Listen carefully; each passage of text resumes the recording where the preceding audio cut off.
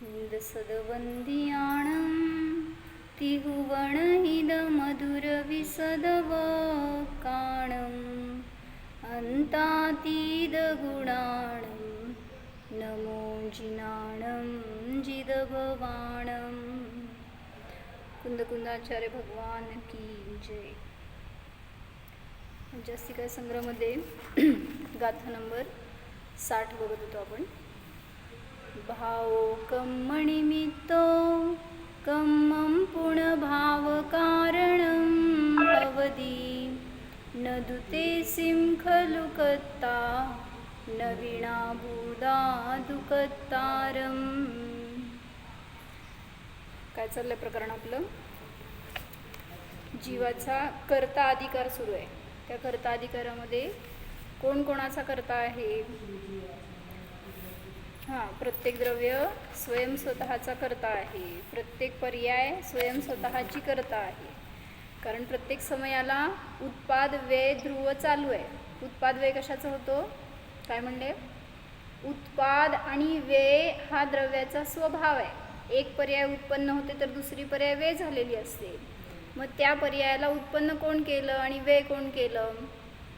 तर बाहेर कोणी करता नाही, स्वयं ती पर्यायच त्या पर्यायाचं उपादान कारण आहे। किंवा म्हणजे म्हणून परवा आपण विवक्षा बघितल्या होत्या ना, त्याच्यामध्ये ही एक विवक्षा घालायची का की जीव भावाचा करताय, कर्म जीव भावाचा करताय असं आपण घेतलं होतं ना। त्याच्यामध्ये ही एक विवक्षा घालायची की पर्याय त्या पर्यायाचा करता आहे। तर कुठला नाही झाला हो? पर्याय स्वयं त्या पर्यायाचा करता आहे। अभिन्न षटकारक म्हणतो ना आपण ज्याला। मग अभेद एकाच द्रव्यामध्ये जेव्हा कर्ता कर्मकरण आदी सगळं एकत्र घटवलं जातं त्यावेळेस तिथं तो अभेद नाही म्हणला जाईल।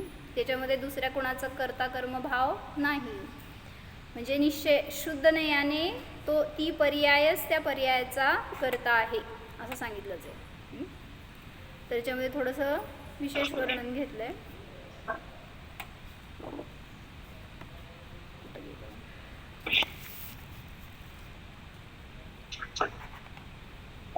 अनिता काकी म्यूट करावंच।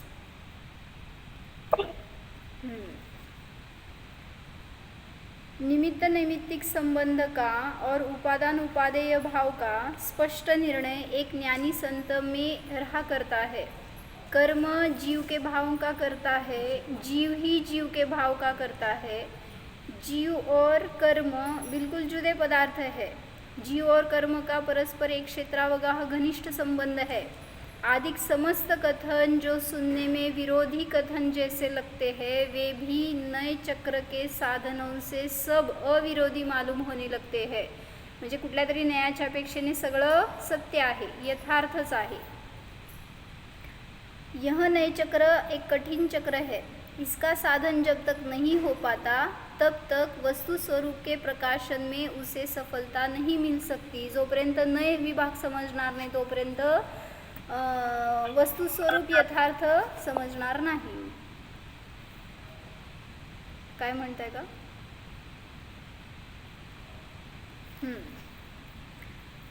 अज्ञान और मोह से युद्ध करने में वह विजयी नहीं हो सकता। म्हणजे तुम्हाला वस्तूचं स्वरूप जेव्हा यथार्थ समजत नाही त्यावेळेस दोन कारण आहे। काय काय दोन कारण? एक अज्ञान किंवा मोह म्हणजे मिथ्यात्व, म्हणजे एक श्रद्धेची विपरीतता आणि एक ज्ञानाची विपरीतता। त्याच्या निमित्तामध्ये आपल्याला त्या वस्तूचं स्वरूप यथार्थ प्रतिभासित होत नाही। मग नयाची विवक्षा म्यूट आहात होय। सगळेजण असंच ऐकत बसलेत। किती 5 मिनिटं झाली। क्षमा। काय वाचले मी आता की म्हणजे किती जण अलर्ट आहेत मला समजायला लागलं ह्याच्यातनं बरं का। सगळे बिचारे नुसतं बघत बसतात, आपलं आपलं काम करत आहे आणि म्हणजे माझ्याकडे पण बघा थोडंसं असं म्हणाले मी। तुमचं काम पण करा, पण थोडा वेळ काम ठेवा बाजूला, त्याशिवाय समजणार नाही। आपण अभ्यास रूपाने जर शिकायचं असेल तर असं तुमच्या कामं करत नाही समजणार विषय। तर आम्ही काय ऐकलं आता, अज्ञान आणि मोह याच्या निमित्तामध्ये वस्तूचं स्वरूप यथार्थ प्रतिभासित होत नाही. जे पण आपण नय विवक्षा लावल्या परवा, कुठल्या नयाने जीव करता आहे, कुठल्या नयाने कर्म करता आहे, कुठल्या नयाने पर्याय करता आहे, हे सगळं नयाच्या विभागाचं कथन जोपर्यंत अज्ञान आहे आणि मिथ्यात्व आहे तोपर्यंत यथार्थ समजणार नाही. तेच ना, शुद्ध नयाने सांगितलं पर्यायच पर्यायाचा करता आहे. म्हणजे आपण जेव्हा अभिन्न षटकारक घटवतो त्यावेळेस कुठल्या नयाने सांगणार हो, तीच पर्याय त्या पर्यायाचा करता आहे, कर्म आहे, करण आहे. जेव्हा द्रव्य पर्यायाचा करताय म्हणतो त्यावेळेस तिथं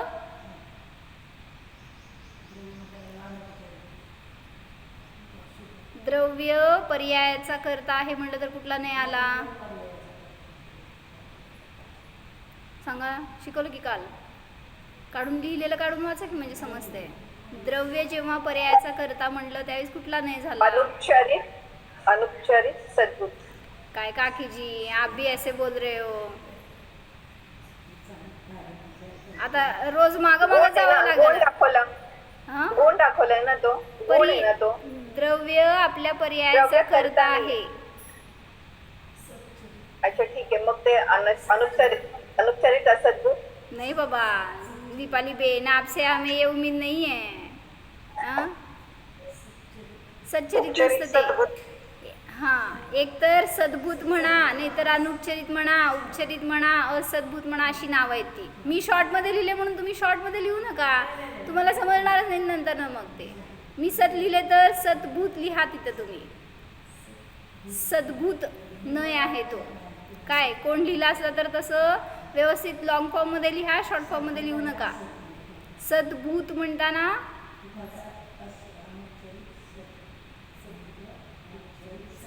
हां, मग तिथे कुठला काय? नाही, सद्भूत म्हणजे आहे, भूतार्थ आहे ते. हां, सद्भूत म्हणजे एका द्रव्यामध्ये असणारा सतरूप असणारा संबंध, त्याला सद्भूत म्हणायचं. आणि असद्भूत म्हणजे दोन द्रव्यामध्ये संबंध नाही आहे तरी सुद्धा संबंध जोडून पाहणं, ह्याला म्हणायचं असद्भूत. कुठल्या कुठल्या नाही घटवत तुम्ही द्रव्यात पर्यायाचा करताय? उपचरित सद्भूत व्यवहार नाही झाला. द्रव्य आणि पर्यायाचा संबंध कुठं दाखवतो आपण? जीव भाव कर्माचा करता आहे, जीव जीव भावाचा करता आहे. शब्द फक्त बदललेत आपले. जीव भाव म्हणा, भाव कर्म म्हणा, पर्याय म्हणा, सगळं एकातच येणार ना.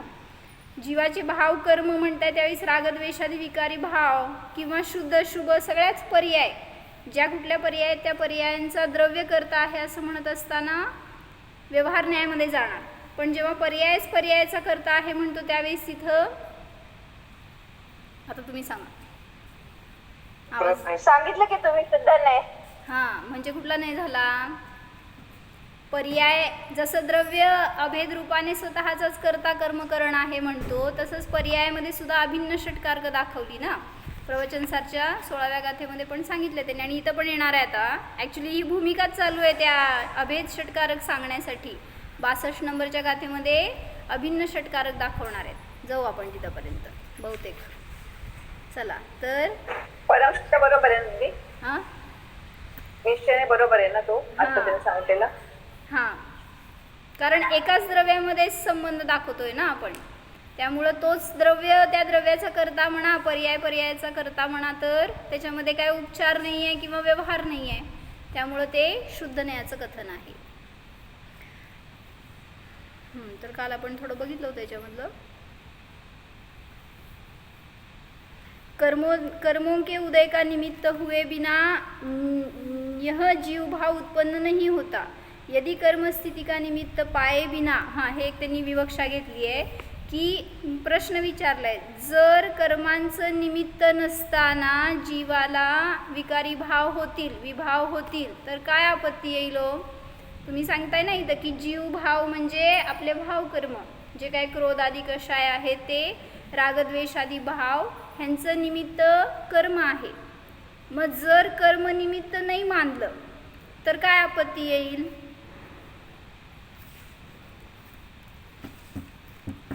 जीव नेहमीच मग रागद्वेष करत राहील, असंच राहील. अजून विभाव भावासाठी ना, मग सिद्ध कधीही हे होणारच नाही ना, सिद्धपद गाठणारच नाही. अजून थोडंसं अँगल बदला. सगळं बरोबर आहे, चुकीचं आहे असं नाही आहे, पण महत्त्वाचं काय सांगायचं त्याच्यामध्ये, जर कुठल्याही निमित्ताविना तुम्हाला क्रोधादी कशाय होऊ लागले तर काय आपत्ती येईल किंवा त्याचा काय अर्थ होतो?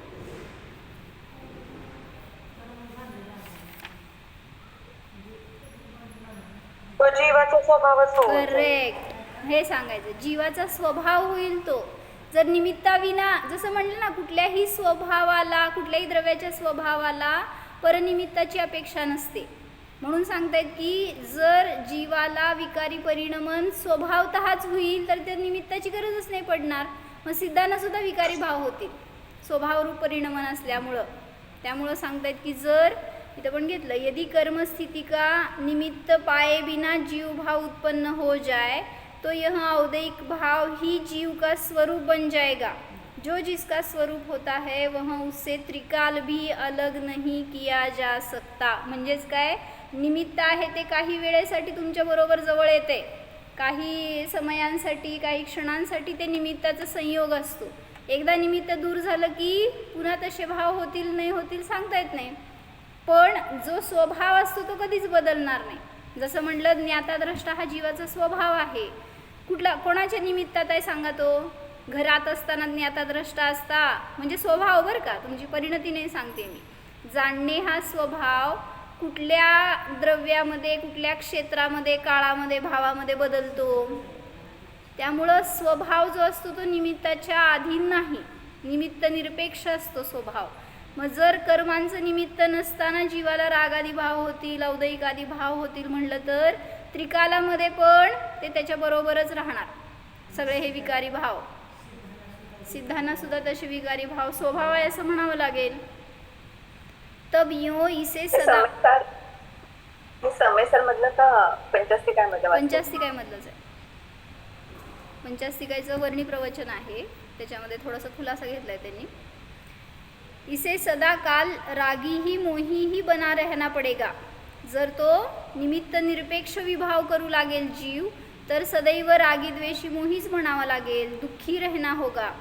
जीव का विभाव कर्म का निमित्त, जीव विभाव कर्म का निमित्त पाकर होता है. जीव का विभाव कर्म का निमित्त पाकर होता है. अतएव व्यवहार दृष्टि से कर्म जीव भाव का करता है और इसी प्रकार जीव भाव द्रव्य कर्म का भी करता है.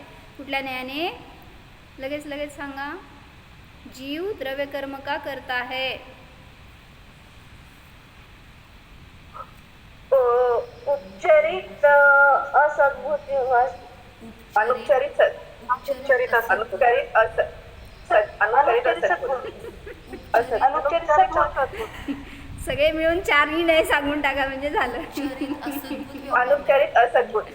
अनुपचरित असद्भूत व्यवहार नाही आहे. द्रव्य कर्माचा करता जीव म्हणत असताना दोघांचा एक क्षेत्रावगा संबंध आहे. त्यामुळे तिथं करता दाखवलं तर आपण तिथं तो उपचाराने, निमित्त रूपानेच, पण तरी सुद्धा अनुपचरित असद्भूत व्यवहारण्याने द्रव्य कर्मांचा करता म्हणलं जाईल. कार्मण वर्गणा में जो कर्मत्व की प्रकृति आती है वह आत्मा के रागद्वेष भाव का निमित्त पाए बिना नहीं आती. अतएव जीव भाव द्रव्य कर्म का करता है. म्हणजे पुद्गलामध्ये पण कार्मण वर्गणा रूपाने परिणमन करण्याची शक्ती जीव भावाच्या निमित्तात येते. स्वभावतः नाही आहे, ते पण पुद्गलाचा स्वभाव नाही आहे. जे स्कंद रूपाने परिणमन म्हणा किंवा काय म्हणायचं, हे कार्मण वर्गणा रूपाने परिणमन जे काय झालं ते पण निमित्त सापेक्ष आहे. कोणाचं निमित्त आहे तिथं? तर जीवाच्या विकारी परिणामांचं निमित्त. पर साथ ही यह भी देखते जाना कि यह निमित्त नैमित्तिक संबंध भी पर्याय का पर्याय के साथ है, द्रव्य का द्रव्य के साथ नहीं है. काय वाक्यावरनं काय कळलं सांगा? निमित्त नैमित्तिक संबंध पर्याय का पर्याय के साथ है, द्रव्य का द्रव्य के साथ नहीं है. क्यों? म्हणजे पुद्गल पर्यायाचा जीव पर्याय बरोबर आहे, पुद्गल द्रव्याचा जीव द्रव्या बरोबर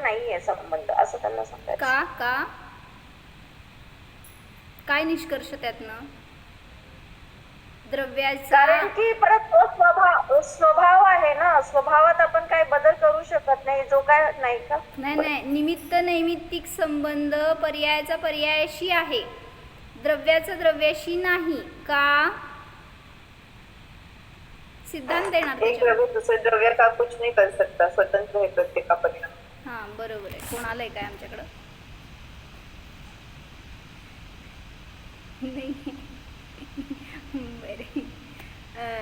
म्हणजे काय सांगायचं इथं की द्रव्य का द्रव्य के साथ भी संबंध कहा जाए तो यूँ समझना कि चूंकि द्रव्य पर्याय में है और पर्याय को प्रधान करके द्रव्य को निरख करके कहा गया है, शाश्वत स्वभाव रूप में निरखा गया द्रव्य किसी भी द्रव्य का निमित्त भी नहीं है. द्रव्य किसी भी द्रव्य का निमित्त नहीं रहता, पर्याय ही निमित्त हो सकती है. मतलब क्या, अभी आपने विकारी परिणमन किया तो वहाँ पे विकारी भाव किसी भी द्रव्य के स्वभाव को देखकर विकार नहीं होता, कभी भी नहीं होता. ये मैंने एक सेंटेंस बताया था पहले भी. क्या, किसी भी द्रव्य का स्वभाव अगर अपने ज्ञान में आएगा तो विकार कभी भी नहीं होगा, विभाव परिणति होगी ही नहीं.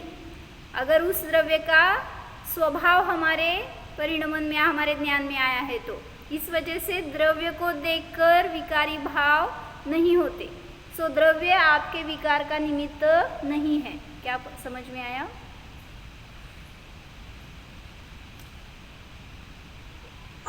द्रव्य के स्वभाव को देखकर कभी विकारी भाव नहीं होते, क्योंकि द्रव्य का स्वभाव ही देखा जाता है. पर्याय देख के हो सकेगा. सभी द्रव्यों का स्वभाव अगर हमारे ज्ञान में आएगा तो विकार होगे ही नहीं. कैसे? थोड़ा सा चिंतन करके देखो ना. उद्गल का स्वभाव हमारे ज्ञान में आ गया कि इसका स्वभाव तो स्पर्श रस गंध वर्ण है, तो जो सब्जी खा रहे हैं, जो रोटी खा रहे हैं, उसमें अगर कुछ कम ज़्यादा हो गया हो या जल गई हो रोटी, तो खाते टाइम पे आपने क्या देखा? पर्याय देखी ना. इस वजह से आपको आकुलता हुई, विभाव हुए. लेकिन ये तो पुद्गल का परिणमन है, पुद्गल द्रव्य है, स्पर्श रस गंध वर्ण युक्त है. इतना जानेंगे तो विभाव परिणमन नहीं होता, ये बता रहे हैं. शुद्ध है नाही. इथं बसा माझ्यासमोर, कोणाला मागं पुढं लागू नका. क्या बता रहे थे? हाँ, तो द्रव्य का द्रव्य के साथ कौन सा संबंध होता है? एक द्रव्य का दूसरे द्रव्य के साथ कौन सा संबंध है?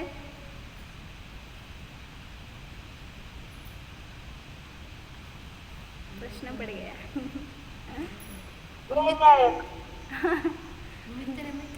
नाही, द्रव्याचं सांगितलं ना आताच तर की. हां अत्यंत अभाव. हां, म्हणजे एकमेकांशी द्रव्याचा संबंध नाही आहे ॲक्च्युली कसला सुद्धा. आता न्यायक म्हणताय ना तुम्ही, तर तिथं सुद्धा न्यायक म्हणताना ती पर्याय आली. मग द्रव्याच्या रूपाने नाही, पर्यायामध्ये त्याचं परिणमन जाणलं गेलं किंवा ते द्रव्य जाणलं गेलं तर पर्यायामध्ये दाखवलं जाणार. पण द्रव्याचा द्रव्याशी संबंध जेव्हा सांगतो त्यावेळेस एकमेकांमध्ये त्यांचा अत्यंत अभाव आहे. त्यामुळं ते परस्पराशी संबंधित नाही आहेत. कुठलंही द्रव्य कुठल्याही द्रव्यामध्ये हस्तक्षेप करत नाही. तो यूँ समझना कि द्रव्य पर्यायमय है और पर्याय को प्रधान करके द्रव्य को निरख करके कहा गया है. शाश्वत स्वभाव रूप में निरखा गया द्रव्य किसी भी द्रव्य का निमित्त भी नहीं है. कोई द्रव्य किसी भी अन्य द्रव्य का निमित्त नहीं होता. उसका परिणमन निमित्त हो सकता है, उसकी पर्याय निमित्त हो सकती है, लेकिन द्रव्य का निमित्त नहीं होगा. जैसे उन्होंने उदाहरण दिया है कि घड़ा बनाने में, हाँ मतलब अभी पर्याय को लिया था ना निमित्त ऐसे, तो जब घड़ा बन जाएगा तो घड़ा बनाते टाइम पर वहाँ पे किसका किससे संबंध हो गया? कौन किसका निमित्त है, कौन नैमित्तिक है? नम्रता भाभी बोला. कुंभार निमित्त है, घड़ा नैमित्तिक. नैमित्तिक म्हणजे काय? करेक्ट. हां, नैमित्तिक म्हणजे उपादान आणि निमित्त म्हणजे जे मदत करणारं आहे. निमित्त कशाला म्हणलं होतं परवा? दुसरं कोणतरी सांगा. नम्रता भाभी सांगा, निमित्त कशाला म्हणायचं? जरा मला समजू दे, सगळ्यांचं ॲक्टिव्ह पार्टिसिपेशन आहे तुमचं म्हणून. ज्याच्या उपस्थितीमध्ये कार्य करते त्याच्या आवाज कट व्हायला तुमचा. ज्याच्या उपस्थितीमध्ये कार्य तर घडून येतं, पण ते कार्य करण्यामध्ये ह्याचा काही सहभाग नसतो. कार्य ते करत नाही. कसं म्हणायचं? निमित्त कशाला म्हणायचं? हां, नीट कार्य सांगा. होताना ज्याच्यावर अनुकूलतेचा आरोप येतो, कार्यरूप परिणाम होत नाही. हाँ, जो स्वयं कार्य रूप से परिणमित नहीं होता, लेकिन कार्य के होने में अनुकूलता का आरोप दिया जाता है जिस पर, उसे कहते हैं निमित्त. कार्य के होने में लिखो, कार्य के होने में जो अनुकूल होता है लेकिन कार्य का कर्ता नहीं होता, उसे बोलते हैं निमित्त. जो स्वयं कार्य रूप परिणमित नहीं होता लेकिन अनुकूलता का आरोप जिस पर आता है उसे कहते हैं निमित्त.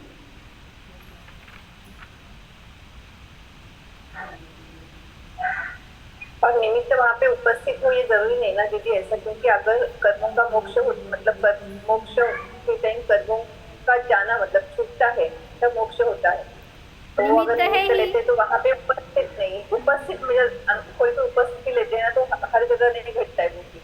हर जगह पे है निमित्त, यही तो बता रहे हैं. निमित्त होता है लेकिन करता नहीं है. निमित्त होता ही नहीं है ऐसा नहीं होगा, कुछ ना कुछ कोई ना कोई निमित्त होता ही है.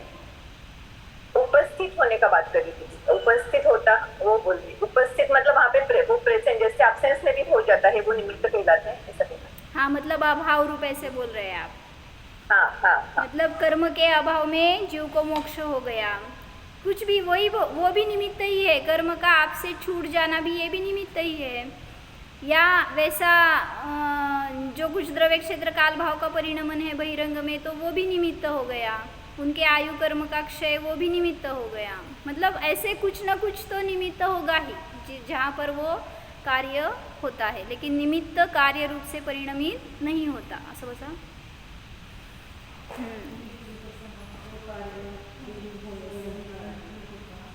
जो कार्य रूप परिणमित नहीं होता लेकिन कार्य के अनुकूल, कार्य के होने में अनुकूल कहा जाता है. अनुकूलता का जिस पे आरोप आता है उसे बोलते हैं निमित्त. तर इथं उदाहरण दिलेत काय, जैसे घड़ा बनाने में. हाँ, अभी मैंने एक सेंटेंस बताया ना, पर्याय का पर्याय के साथ निमित्त नैमित्तिक संबंध होता है. इसको ज़रा सा ट्रेस करना है, उसके लिए उदाहरण दे रही है. पर्याय का पर्याय के साथ निमित्त नैमित्तिक संबंध होता है, द्रव्य का द्रव्य के साथ नहीं. तो जब घड़ा बन गया तो कुम्हार ये द्रव्य हो गया और वो घड़ा एक द्रव्य अलग, मतलब जीव और पुद्गल दो द्रव्य हो गए. तो द्रव्य का द्रव्य के साथ नहीं संबंध. इस जीव की पर्याय उस घड़ा यानी मिट्टी की पर्याय के साथ निमित्त नैमित्तिक संबंध जोड़ रहे. तो ये बता रहे यहाँ पे, जैसे घड़ा बनाने में कुम्हार के हस्त आदि की क्रिया निमित्त है, की वह समस्त कुंभार देह मात्र निमित्त है. ते कुंभार एक द्रव्य घ्या बरं का आता काही क्षणासाठी, आणि घडा एक द्रव्य घ्या. तर घडा बनण्यामध्ये कुंभार निमित्त नाही आहे, त्या कुंभाराची हस्तक्रिया निमित्त आहे. ज्या हाताने बनवतोय ना ती त्याची पर्याय म्हणली जाणार. मग म्हणजे मी कधी कुंभाराचं काम केलं नाही बरं का, पण असं कुंभार जसं त्या घडा नाही, मला तर मिट्टी आपण द्रव्य घेणार ना, इसीलिए तो बोल रहे हैं ना, मिट्टी का कुम्हार के साथ संबंध नहीं है. मिट्टी की जो पर्याय होगी ना उसके साथ निमित्त नैमित्तिक संबंध है. घडा म्हटला ना म्हणून, फिर घड़ा ये पर्याय ही है घडा ना. म्हटलं म्हणून. घड़ा तो मिट्टी की पर्याय ही है. घड़ा मतलब क्या? पर्याय. हाँ, तो पर्याय का पर्याय के साथ संबंध है ये बता रहे हैं. कुम्हार की हस्तक्रिया, चाक, डंडा, मिट्टी ये सब निमित्त है. तो जैसे कुम्हार की क्रिया, हाथ आदि का चलाना, इस प्रकार की चेष्टा घट निर्मिति के निमित्त है, ऐसे ही कर्म बंद होने में, कर्म की दशा बनने में जीव निमित्त नहीं है, किंतु जीव की राग द्वेष मोह आदि चेष्टाएं निमित्त है. समजते का काय सांगितले?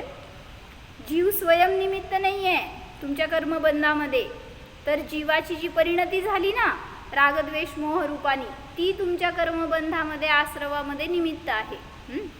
म्हणून जीवरूप राहा एवढंच सांगायला लागलेत आचार्य. म्हणजे काय? स्वभाव रूप राहा तर कुठल्या कर्मांशी संबंधच येणार नाही. इसी प्रकार जीव के परिणाम राग द्वेष आदि बनने में कारण का द्रव्य निमित्त नहीं है, किंतु मतलब पुद्गल द्रव्य स्वयं निमित्त नहीं है. उस पुद्गल की जो परिणति हो गई कर्मत्व अवस्था, वह निमित्त है और विपाक अवस्था को प्राप्त है, वह अवस्था जीव के भाव बनने में निमित्त होती है. जे काय कार्मण वर्गणा आल्या त्यांचा स्कंद झाला, त्या पुद्गल वर्गणा आल्या त्यांचा स्कंद झाला आणि ते तुमच्याशी बद्ध होऊन पुन्हा त्यांचा विपाक काळ आला, ते निमित्त आहे.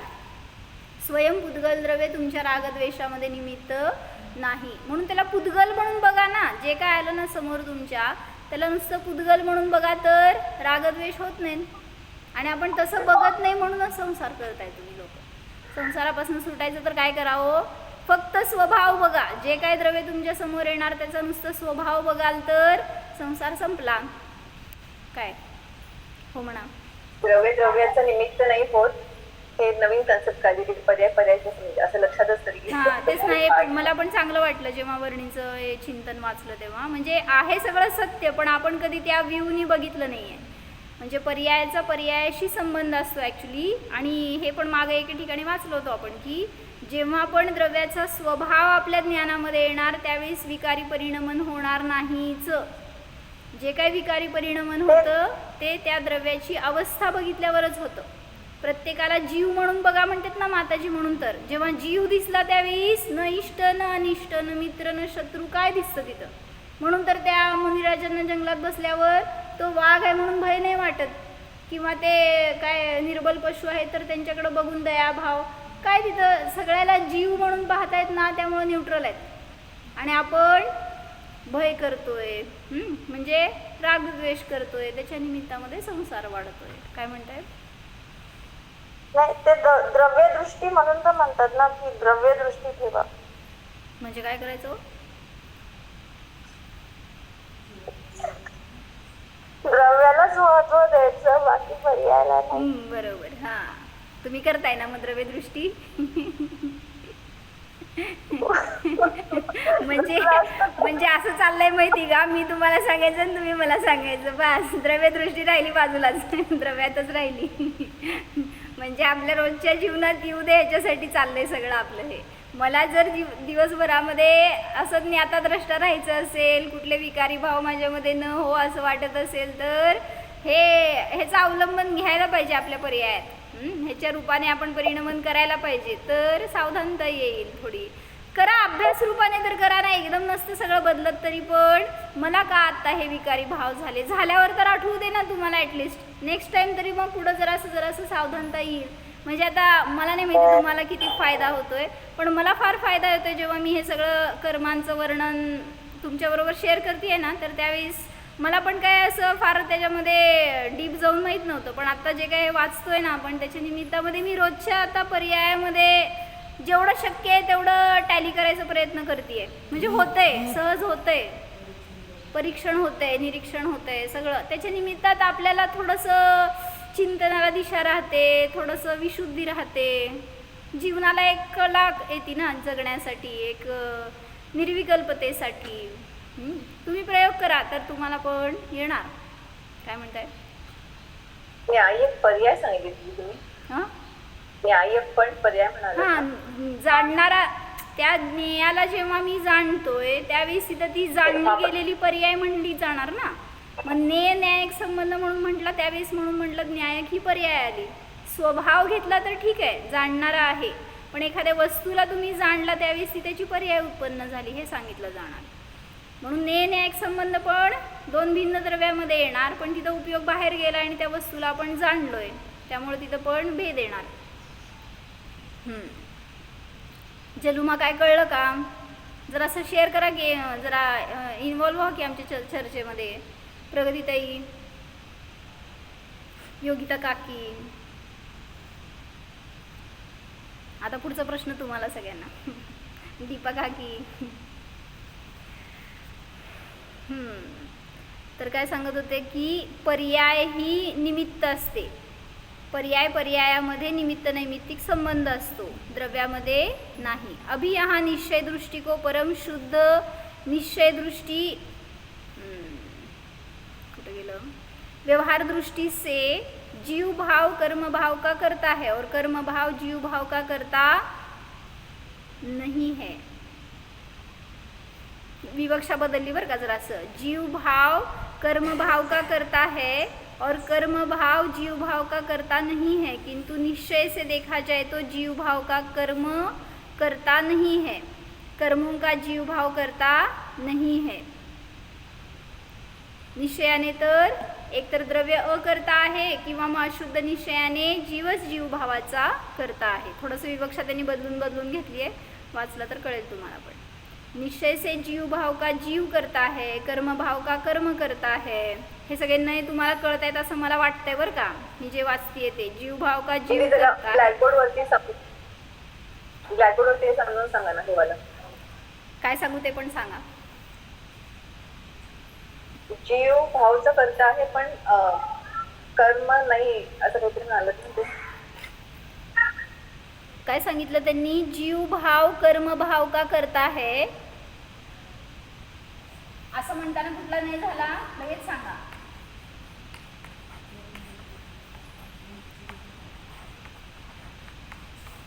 अनुपचरित असद्भूत. अनुपचरित असद्भूत व्यवहार नाही, पूर्ण म्हणायचं ते. अनुपचरित खालचं झालं, त्याच्यावर घेतलंय ना असद्भूत, म्हणजे दोन द्रव्यातला संबंध आहे. कारण कर्म म्हणताना इथं द्रव्य कर्म आहे. मग जीव भाव आणि कर्म भाव हे दोन्ही काय हो, पर्याय आहेत ना. द्रव्याचा द्रव्याशी संबंध नाही आला इथं.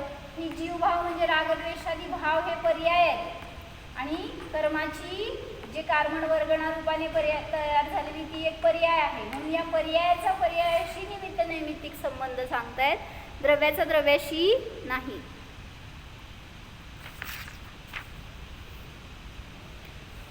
मग त्यांनी एक प्रश्न इथं कसा विचारला की आता तुमच्यासाठी प्रश्न आहे ॲक्च्युली तो, तुम्ही उद्या सांगितलं तरी चालतंय मला. Take your own time.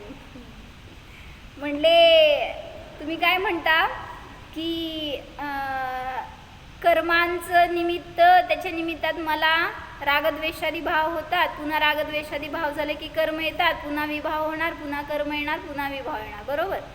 मग त्यांनी विचारलं की विभाव पहिल्यांदा का कर्म पहिल्यांदा, मुर्गी पहले या अंडा पहले, बीज पहले के वृक्ष पहले. ऐसा नहीं है, अनादि से ही ऐसे चलता आ रहा है. ऐसे कैसे इसमें नहीं कह सकेंगे ना दीदी कुछ उस हिसाब से. हाँ नहीं, उदाहरण काय विचारलं त्यांनी, बीज पहिला का अंकुर पहिला, म्हणजे वृक्ष पहिला का बीज पहिला. त्याच्यासाठी ते दुसरं उदाहरण देतात ना की तू कुठं राहतो तर त्याच्या घरासमोर आणि तो कुठं राहतो तो माझ्या घरासमोर. पुण्यातलं उदाहरण आहे काय. नाही, हे ऍक्च्युली मोक्ष मार्गामधलं उदाहरण हो दिलं. सॉरी, मला नाही माहिती. बरं मग कुठं राहता हो नक्की. एक दुसऱ्याच्या घरासमोर. या घरी म्हणा आता एकदा. म्हणजे कुठे घ्या जाणार आम्ही, सगळं पुन्हा फिरून यावं लागेल. बरं काय म्हणला, जरासं विचार करून उत्तर द्या की चालतंय. आहे या प्रश्नाला उत्तर आहे, फक्त जरासं विचार करा. काय प्रश्न होता, विभाव पहिला का कर्म पहिला, बीज पहिला का वृक्ष पहिला, मुर्गी पहिला का अंडा पहिला, असं त्यांनी प्रश्न विचारलाय. पण या प्रश्नाला उत्तर आहे, फक्त तुम्ही जरासं लावावं लागेल डोकं.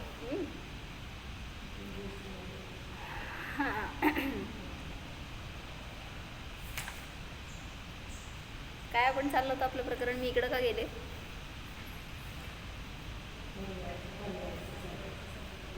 पर्यायाशी संबंध असतो, द्रव्याशी संबंध नसतो. इथं द्रव्य आहे जीव आणि इथं पुद्गल द्रव्य आहे.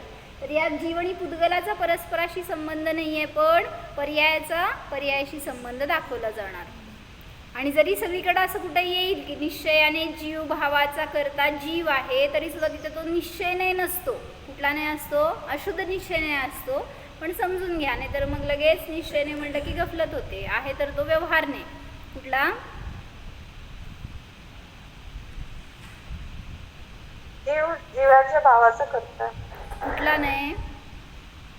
अनुच्चारित असेल काकीजी, परत तुम्ही मी आपलं उगीच फिरवायला तुम्हाला असं वाटलं मला, पण तुम्ही परत चुकायला लागलाय. काय विचारले मी?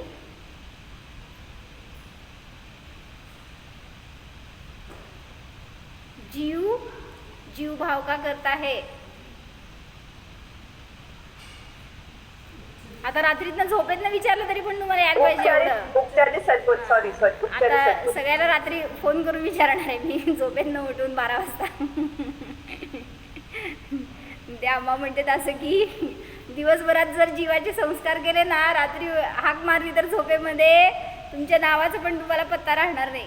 जीव आहे मी तर असं भाव बसणं होईल. तसं आता आपले एवढे संस्कार झालेत नयांचे, तर कधी पण विचारलं तरी आपल्याला उलटं बरोबर पडायला पाहिजे, 4 पायावरच, कुठं विस्कटायला नको. शुद्ध निश्चय दृष्टी से यह जीव न जीव भाव का करता है न कर्म भाव का करता है, यह तो अकर्ता है. आता तुम्हाला एक चार्ट करा तुमच्यासाठी अभ्यास. 4 नय लिहा आणि त्याच्यामध्ये हे उदाहरण लावा जे आपण आता लावलं ना, जीव आणि कर्म ह्याच्या अपेक्षेने 4 नय आणि निश्चयने 5 नयामध्ये हे वाक्य घटवून दाखवायचं. कोण कोणाचा करता, कुठं, कसं, कशा प्रकाराने. आपण सगळं लावलेलं आहे, तुमच्या बुद्धीने लावून मला उद्या दाखवायचं. तुम्ही सांगणार आणि मी बोर्डवर लिहिणार आहे उद्या सगळेजण मिळून. फक्त 5 नाही सांगायचे आहेत तुम्हाला, 25 जणांमध्ये मिळून, 25-30 जणांमध्ये मिळून. म्हणजे वाक्य आम्ही म्हणायचं का? वाक्य आमचं आम्ही सांगायचं, तुम्हीच लिहायचं. फक्त त्याच्यामध्ये हे असावेत, जीव असावा, कर्म असावेत आणि हे 5 नय असावेत. त्यांचा कसा संबंध कुठं लावता मला जरा असं कळू देत. काय खिचडी करताय तुम्ही? आणि कर्ता रूपाने लावायचे का? हां, कर्ता रूपाने. असं काय नाही, कर्ता रूपानेच की आपण त्याचंच प्रकरण चालू आहे ना, कोण कोणाचा करता आहे ह्याच्याच अपेक्षेने. तर इथं सांगितलंय, जरासं रेफर करा, ह्याच्यामध्ये पण सगळं दिलेलं आहे. वर्णीचं प्रवचन असेल तर त्याच्यावरून सुद्धा 4 नय तुम्ही काढून ठेवू शकता. फक्त काढावं लागणार आहे तशी दृष्टी घालून तुम्हाला. तो जीव न जीव भाव का करता है न कर्म भाव का करता है, पुद्गल न पुद्गल स्थितियों का करता है न जीव भाव का करता है, हर एक द्रव्य अकर्ता है. यह समझ के हमें जीवन में क्या फ़ायदा, जिसका हम करने का विकल्प करते हैं तो सिर्फ विकल्प ही कर सकते हैं, कर कुछ नहीं सकते. क्या बोला? हाँ, परद्रव्य का हम परिणमन नहीं कर सकते, सिर्फ हमारे अंदर विकल्प ही कर सकते हैं. वाटत नाही का आपल्याला आपल्या मुलाचं सगळं छान व्हावं, आपल्या नातवांचं सगळं छान व्हावं, वाटतंय का नाही? मग काय करता सांगा तुम्ही इथं नातू वगैरे सगळे पुण्यात, मग त्यांचं तुम्ही काय करता? मग इथं बसून रोज चिंतन काय करतो? त्यांचं सगळं छान व्हावं, त्यांचं रुटीन चांगलं चालावं, त्यांना धर्म कळावं, त्यांच्याकडं पैसा असावा. काय काय विकल्प असतात? काय बोला? विकल्पच असतात. मग विकल्पाचाच आपण करताय, त्यांचं तर करता नाहीच. तुम्ही काय विचार करायला त्यांना माहीत सुद्धा नसते. मग तसंच आहे इथं पण. त्यांचं सोडा लई लांब झाला. इथं सगळेजण काय विकल्प करायला मला किती माहिती आहे हो. म्हणजे तुम्हाला एखाद्याबद्दल खूप चांगले भाव होत आहेत तर त्याला ते माहीत सुद्धा नसतं, आणि तुम्हाला वाटतं की त्यांचं जे काय परिणाम झालं ते मी केलं. म्हणजे तुम्ही विचार करायला आणि तिकडं काय म्हणतात ते कावळा बसायला आणि फांदी तुटायला गाठ पडली तर काय वाटतं, मी विचार केलाच होता, असंच होणार आहे. मग काय झालं, आपण करता बनायला गेलो फुकट. आणि तेच वाईट झालं समोरच्याचं, तर ते पण विचार तुम्ही केला होता बरं का, असं होईल म्हणून. आता तिथं म्हणा बघू जाऊन धरून पडवणार तुम्हाला लोक. म्हणजे असं पण विचार तुम्ही करता का म्हणून. म्हणजे कशासाठी, आपल्या काय म्हणायचं सुधारणेसाठी करणं चांगली गोष्ट आहे. जे काही विकल्प करतो ना आपण, जर एखादा धर्मामध्ये नाही आहे, त्याला रुची नाही आहे, तर त्याला कुठल्या तरी रीतीने धर्ममार्गाला लावण्यासाठी तुम्ही काय विकल्प करणं चांगली गोष्ट आहे, पण सांसारिक विकल्प केला तर तुमच्या विकल्पानुसार त्यांचं परिणमन होणार नाही. म्हणून सांगतायत की कर्ता बनायला जाऊ नका कोणाचे, ज्ञाता राहा तर सगळं परिणमन सहज होतं जातं. आणि तशी शक्ती आपल्यामध्ये तयार करा उलटं, की मी विचार करायला आणि समोर तसं घडायला.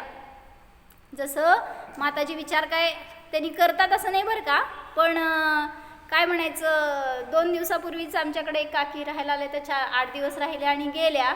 आता कोण येणार कोण येणार आम्ही विकल्प केले बरं का, आणि तेवढ्यात हजर. म्हणजे असं उपादान असते ना पक्का आम्हांचं की विकल्प आम्हीच करत बसतो बरं का, ते तर ज्ञाता असते पण आम्हाला आमच्या विकल्पाचं फळ मिळतं बरं का. म्हणजे म्हणायचं की धर्ममार्गामध्ये सुधारण्याच्या अपेक्षेने काय आपण करतो तर तिथं ठीक आहे, कराल तुमच्याकडनं साधर्मीबद्दल जे काय येतील विचार तर तसं परिणमन कराल, पण इतर ठिकाणी कोणाचा कर्ता बनायला जाऊ नका, तर आपण सुखी राहू शकतो. जाणा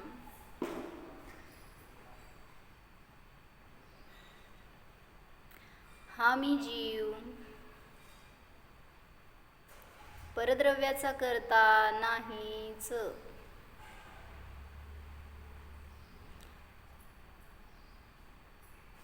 परद्रव्य माझा करता नाहीच. विभाव करणे हा माझा स्वभाव नाही.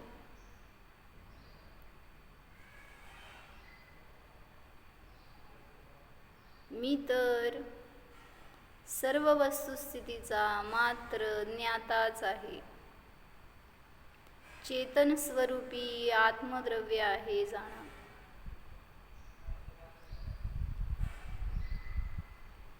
अकर्ता भोक्ता स्वरूपोऽहम्.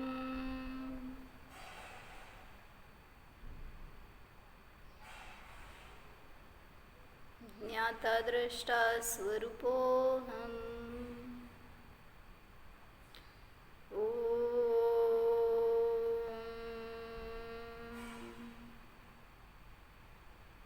विसर. नमो